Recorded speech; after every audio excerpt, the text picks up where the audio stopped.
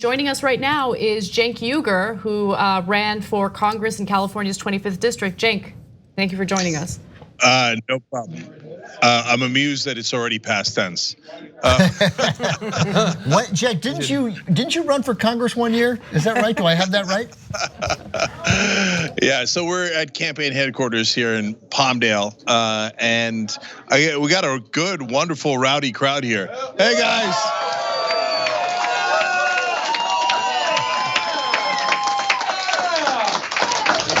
Okay. All right, you get it. All right, Cenk. So we spoke briefly about the results from the race. Yeah. And okay. Yes.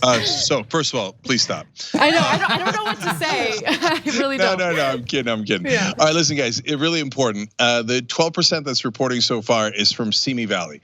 Simi Valley is the most Republican, most conservative part of the district, and we knew we were not going to get great results from there.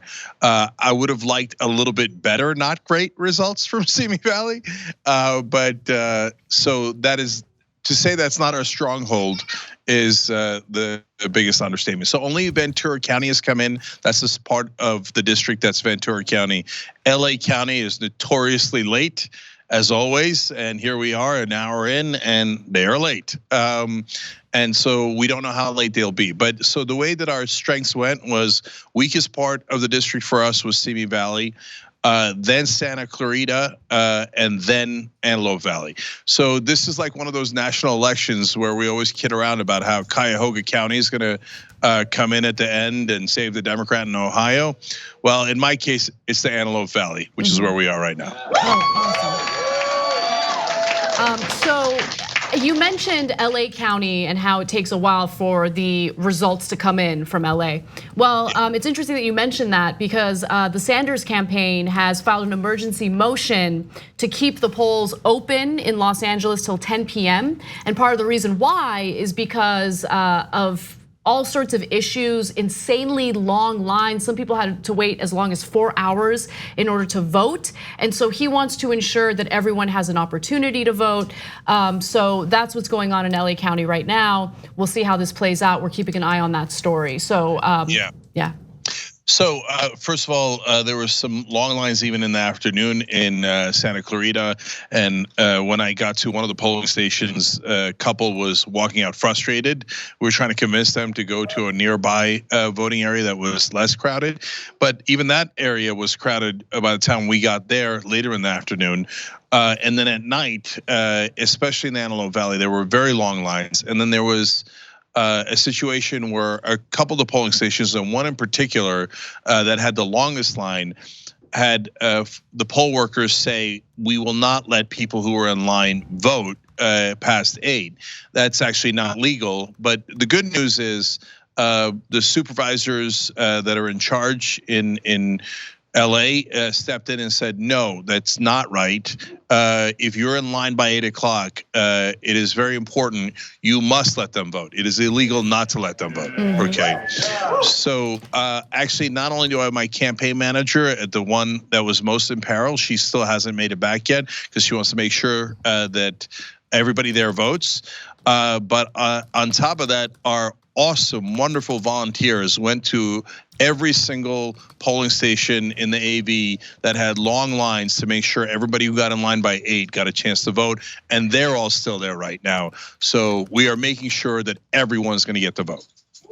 All right, I love that. Yeah, so Los Angeles County, which by the way, in case people don't know, is by far the biggest county in the country. So they rolled out these new voting machines, this new fleet of voting machines, and you get it, you use it, you get that it's the future, right? But it is maddening, and the registration computers at the place I was at, there were 3 to sort of log you in, and 2 were down, they didn't work. So they can only bring in essentially 1 person at a time. So there were all these voting machines and nobody there, while there were hundreds of people in line waiting to confirm their identity and start voting.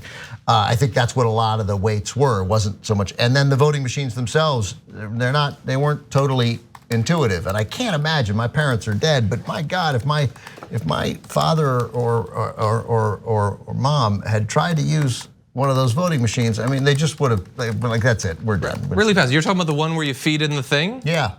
I thought that was by far the simplest machine that I've ever used in my life. No, but I mean, for voting. No, not for people, John. Yeah, no, guys, on that, there's new digital ballots. First of all, anytime you have a new system, there'll be some degree of confusion, okay? But more importantly in this case, you had to scroll down, you had to hit the more button to see more candidates. And so a study that was used in a lawsuit that we were privy to a month before the election said that it cost people not on the first page 6 to 12 points. So that is a stunning number that would decide any election, if that's true. And so you think like, oh, I've used a lot of iPads and computers, I know to scroll down. Yeah, but a lot of people haven't used those. To Ben's point about some older voters and whatever, disparate voters who haven't, and especially because it's their first time using it. So there was a good amount of confusion, even if most people knew to scroll down, you'd always lose some percentage of people who didn't know to scroll down. That's right. And then on top of that, it also takes longer because everybody has to explain to people, oh, you hit the more button, don't hit the next button. I mean, you want to talk about it confusing? Right. You're supposed to hit more, but not next. Yeah. If you hit next, that means you accidentally voted. And it's not just, so you have to, if you don't know the more, you have to ask for help. And they kept telling us, we'll come help. But people don't like to ask for help. And they're embarrassed to ask for help, to say nothing of people with language issues.